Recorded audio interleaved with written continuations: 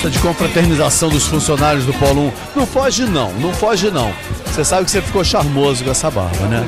Homens de barba são mais charmosos. Com certeza, os homens de barba passam mais seriedade. Dá respeito, entende? Anos de experiência acumulada, né? Uma coisa muito legal. Você tá vendo, né? Você tá vendo. Estamos vendo. E aqui?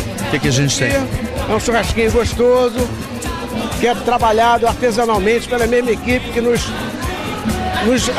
abastece nas festas do Polo 1. Essa festa aqui é uma festa tradicional dos funcionários do shopping, onde o Polo 1 shopping não entra com um só tostão.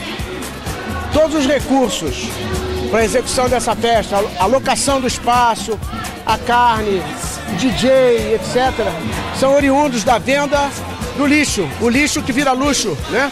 É o papel, é a lata, é o vidro. Durante o ano, os funcionários acumulam. Coleta seletiva. Coleta seletiva e faz acontecer essa mágica, inclusive com os ônibus.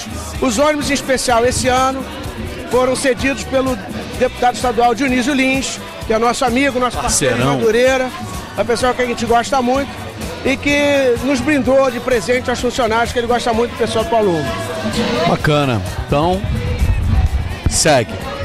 Ok, então é isso. Na verdade, a carninha tá gostosa. Tá uma delícia, não tá?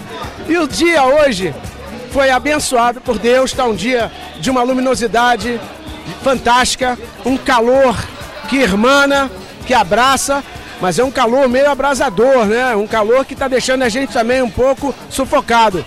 E haja cerveja, haja refrigerante, e que esse dia esplêndido se repita na vossa casa, na casa daqueles que nos assistem, que nós possamos ter sempre dias brilhantes junto à família, junto aos amigos, que é isso que a gente leva da vida.